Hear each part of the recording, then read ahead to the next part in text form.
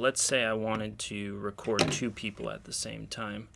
Well, now I can kind of put this extender on here, and this would allow me to mount 2 receivers. Now that is pretty clean.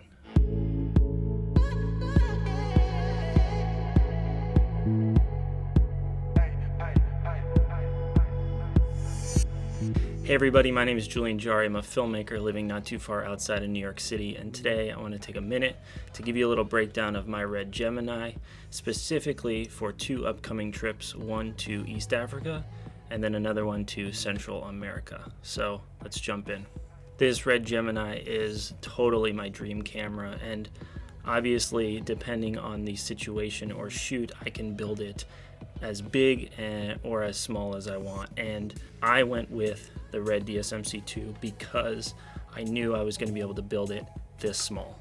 Potentially odd looking, but definitely probably the most obvious is this strap coming off the camera. You know, you don't see this too often, but trekking through the bush or what have you, this strap is going to be a really big value for me to just throw it over a shoulder or even use it as kind of a brace for handheld stuff. So it's a Peak Design strap. It's got the little tabs connected straight to the top plate, and I'll take it off just so we can see the rest of the build here. So now that we've got the strap off, you can really see what's going on here. So let's first start with this monitor. This is the Small HD Cine 7 monitor. This monitor allows me to control the camera through the monitor interface, which is beautiful and instant and really confident. The 1800 nits of brightness is insane that I can use this outside without a hood.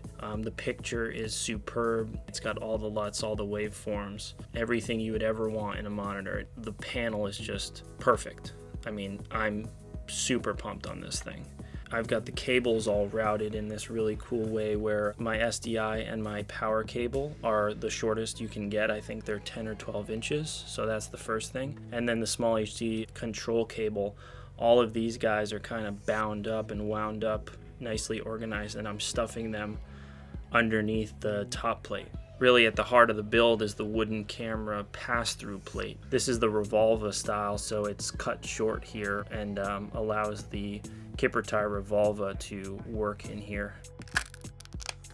This is kind of funny, but I really think it's kind of awesome. I don't really want to keep this cartridge in my pocket, in my sandy pocket, so I've got some 3M super strong Velcro on all my batteries, and then also here on the front, wherever I feel comfortable, I can Velcro this here or on the side of the camera, just like this.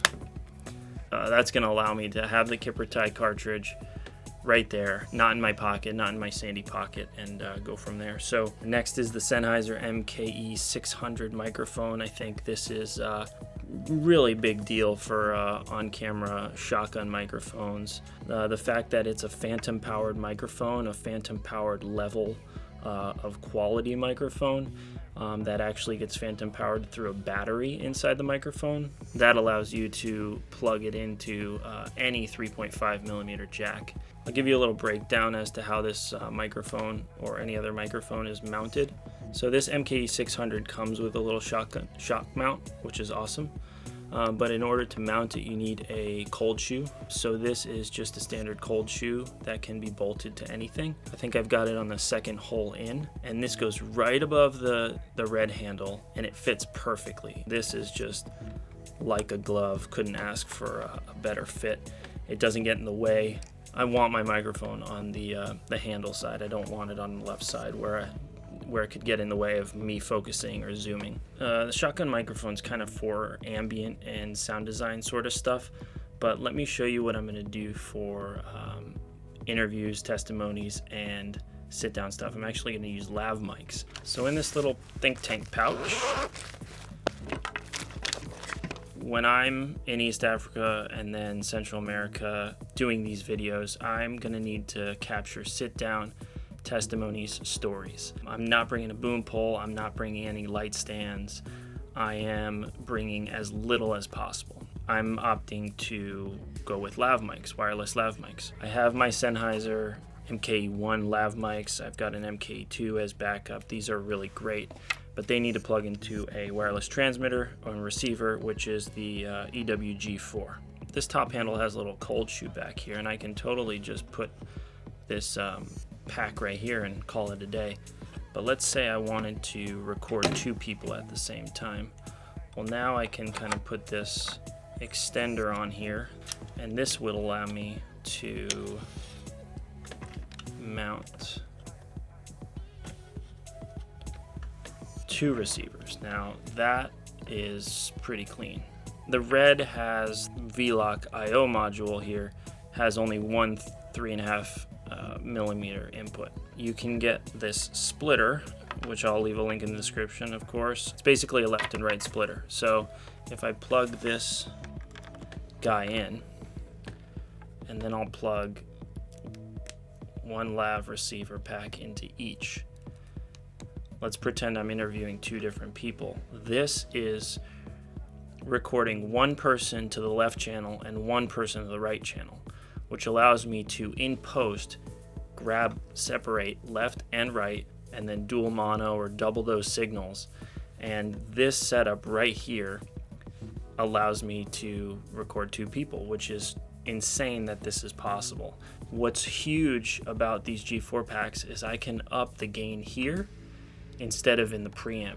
It just makes the signal to noise ratio even better. Lastly, with this, I can unplug one lav and I can plug in the shotgun, and now I can run the shotgun and one lav.